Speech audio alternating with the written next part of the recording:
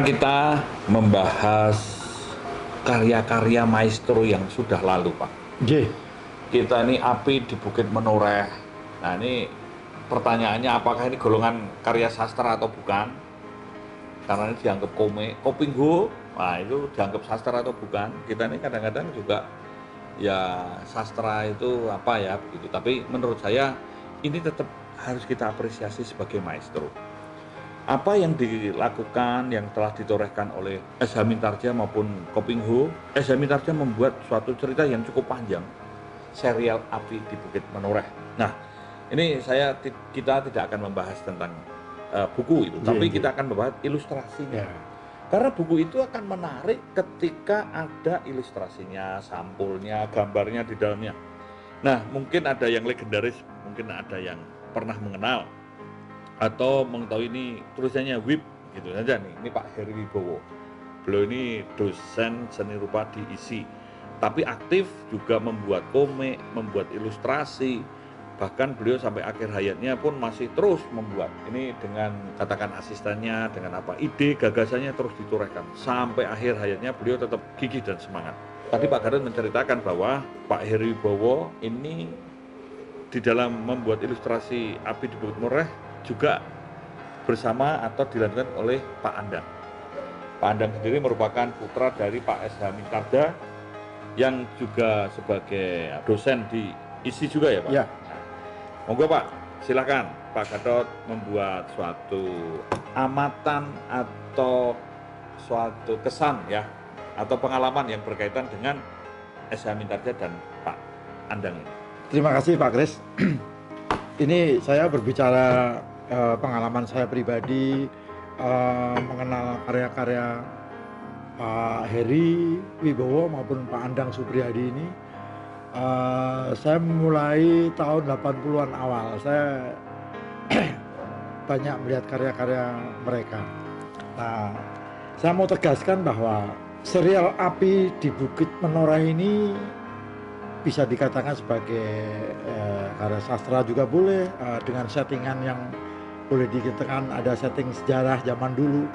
Tetapi yang poin saya katakan bahwa karya ilustrasi yang mengiringi buku itu menurut saya sangat menarik yang digambar oleh Pak Heri maupun Pak Andang. Satu, bahwa seorang Heri Wibowo bisa menjelaskan melalui visual gambarnya dengan sangat karakteristik. Jadi misalnya seperti ini, Pak Heri mahir di dalam mengungkapkan, memvisualkan seorang karakter, misalnya Kiai Gringsing. Seperti apa Kiai Gringsing? Terus Agung Sedayu seperti apa? Suwandaru seperti apa? Sekar Mirah seperti apa? Dan itu membuat masyarakat yang membaca cerita bukunya Pak Singgih menjadi jelas. Artinya membuat suatu kepercayaan bahwa Kiai Gringsing ini seperti ini karakternya, gitu loh. Agung Sedayu ini seperti ini, gagah, terampil dalam hal olah kanuragan dan sebagainya. Suwandaru orangnya emosian misalnya gitu. Nah, ini di dalam menggambarkan dalam karakter wajah, bentuk fisik, ini tidak sembarang. Ini perlu perenungan juga menurut saya. Itu seorang Heri Wibowo dengan style goresannya yang sangat khas.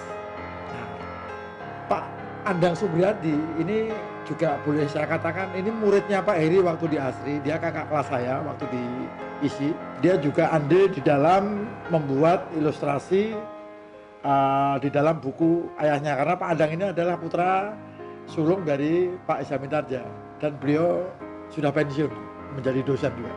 Nah, saya melihat karyanya ini juga berfungsi sama, bahwa masing-masing memvisualkan karakter dengan style mereka. Ya, gitu ya. Pak, ya. Jadi di samping dia memvisualkan itu menghidupkan. Nah, betul. Karena ini kan buku ini akan kemana-mana ya, akan dibaca. Nah sekarang mungkin kita membahas ada karya Pak Wid NS. Nah, ada Pak Hans Jaladara. Di sini Pak Hans Jaladara ini tokoh kreasi atau kreator dari Panji Tengkorak. Dan ini ada karyanya Pak Wid NS. Pak Wid NS ini Beliau kreator dari Godam, nah, komik Godam. Sekarang kalau kita melihat tokoh-tokoh superhero nasional ini luar biasa. Wah ini top, ini kita kadang-kadang kita nih sekarang melupakan. Wah kayaknya itu mereka ini kalah dengan yang digital. Ini karya-karya manual satu persatu dikerjakan dan beliau membuat ribuan. Ini hanya beberapa contoh yang untuk betapa tekun, konsisten, gigih, bercerita sendiri, membuat sendiri, menggambar sendiri. Ini suatu kemampuan yang luar biasa. Monggo Pak Gatot secara singkat membahas Pak Hans dan Pak Wit sesuai dengan pengalaman atau pandangan dan tanggapan Pak Gatot tentang beliau. Menurut saya sebuah harta karun sebagai dokumentasi yang sangat menarik.